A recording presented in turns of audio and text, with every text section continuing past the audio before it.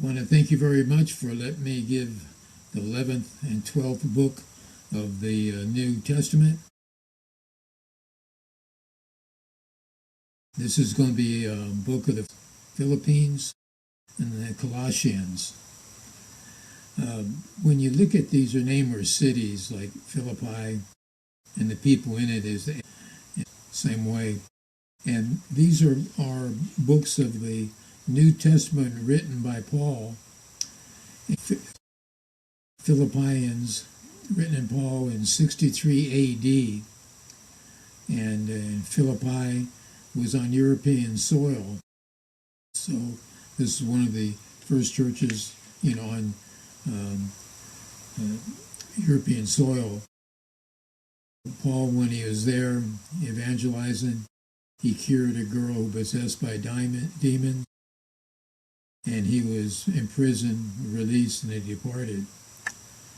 And the church at Philippi sent Epaphroditus, and they gave him money with the instructions to find Paul in Rome, in the prison.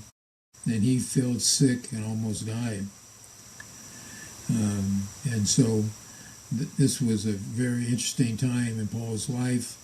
He's prophesizing, Christianity, and then he has people, authorities, government, trying to enslave him. Then he keeps on in the spirit of Jesus Christ. One of the interesting passages in Book 3, verse 19, when he talks about people and totally today, their God is their belly, they're slaves of their grosser appetites, their glory is their shame. They mind the things of earth, and this is definitely going to be drugs, pharmaceutical drugs, cigarettes, tattoos. Hate to break your hearts there. It's glorifying the flesh, and it's all a sin to God. And the Bible verses run straight for the goal, and whose end is walk with the teachings of Jesus Christ. And the direct quotes of the New Testament, Philippians chapter 4, verse 4, rejoice in the Lord always, and again I say rejoice. Book 4, verse 7, in the peace of God, which passes all the understanding, so keep your hearts and your mind through Jesus Christ. Verse 13, I can do all things through Christ, which strengthens me. And this is really important with God, with Jesus. You can use that term, I can, and that means that anything is possible. Any challenge that you have, any test at school or a speeding ticket or whatever, you can work through all of it because God gives you, the balance. And as we move towards the next book of the New Testament, Colossians, and there is a priest that was a favorite of Paul's called Epaphras, and he evangelized the towns of Colossia, Leucadia, Hebea, and there were 900 miles east of Ephesus, and that's, southern Turkey, the 7 churches. And he came to Rome to seek help from Paul because he had problems with new teachers coming to them 3 cities, and they boasted a deeper knowledge. They insisted on Judaic interpretation, and that's getting to the rabbi rules and circumstanding the robes, waving the incense back and forth. Then Paul drew up the rules for the ideal Christian life, all things made out, and then he talked about the angels, and he's reminding in the passages that Jesus was superior to all angels, and only the Son can interpret the true knowledge and concerning God the Father. And Christ supersedes, more so than the angels. Through his death on the cross, Christ brought to an end the true rule of Satan and his hosts over the world.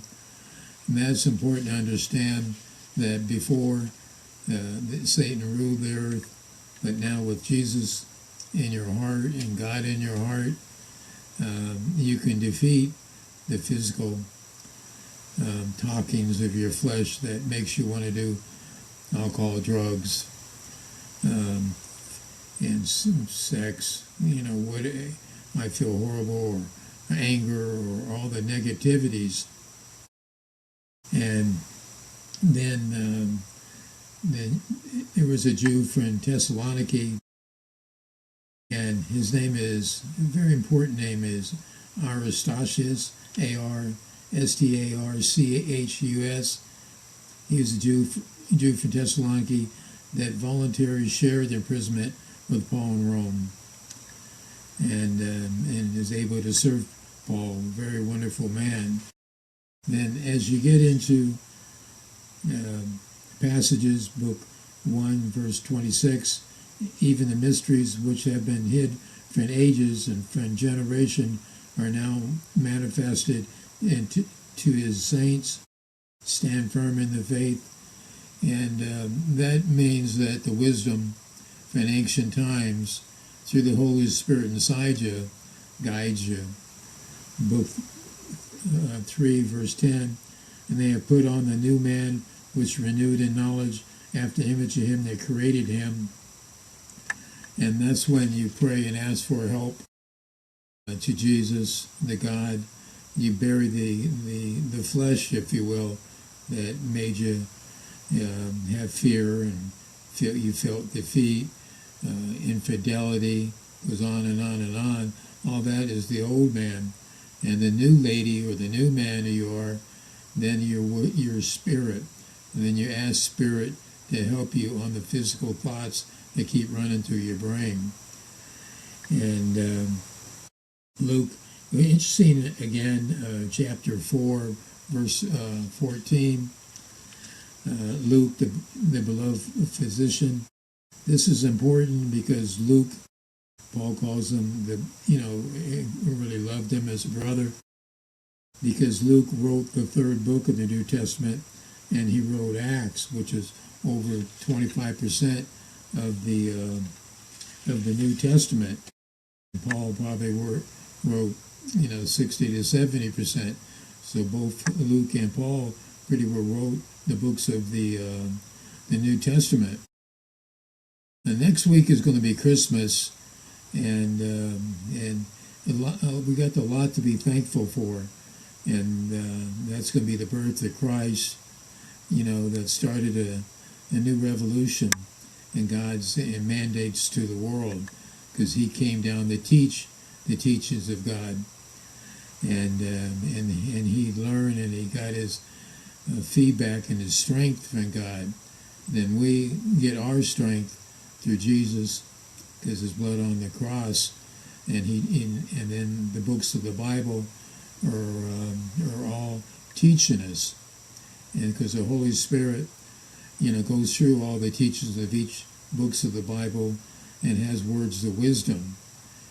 And even though the original books of the Bible, a lot of them really never survived, copies, but each scribe that wrote the new books of the Bible had the power of God and the Holy Spirit teaching him. Because you got to remember, a long time ago, when the Old Testament and the New Testament, most people didn't know how to read or write, and it was priests and rabbis, each showing them the proper way to go. So I want to thank you very much for letting me give both of these books of the New Testament.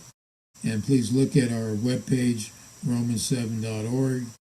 It's a time of giving, and obviously we're closing out 2025, and it's going to be a lot of new things and important things that are going to be happening in our life in 2026.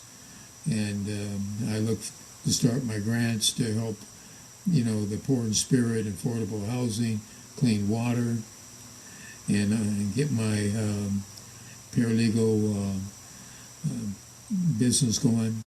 And doing it currently, got all the licensing, got the state licensing, got the federal licensing for the grants. And now I'm working on Google.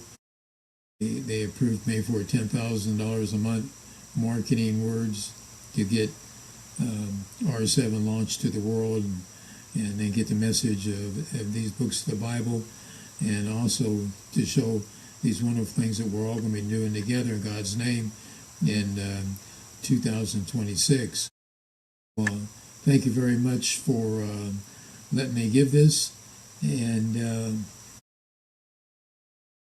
then I look forward to give my next broadcast next week before the birth of Christ on December 21st. Thank you very much.